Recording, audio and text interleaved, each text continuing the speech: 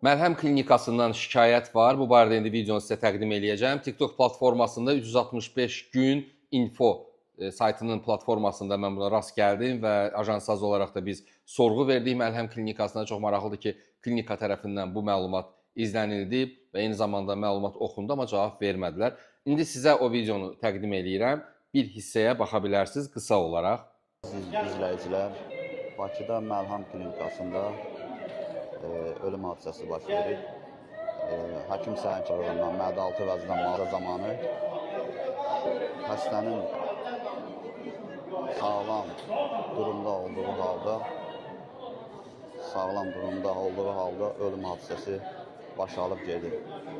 Və mən sizə indi bir məqamı göstərmək istəyirəm. Ajansazın Instagram səhifəsində biz bu videonu yayımlayandan sonra gələn şərhlərə istəyirəm diqqət salasınız. Çünki şərhlərdə Məlhəm klinikasından şikayət edənlər var və faktiki olaraq Məlhəm klinikasında problemlər yaşadığını qeyd edənlər də var və istəyirəm ki, siz bu məqama diqqət yetirəsiniz.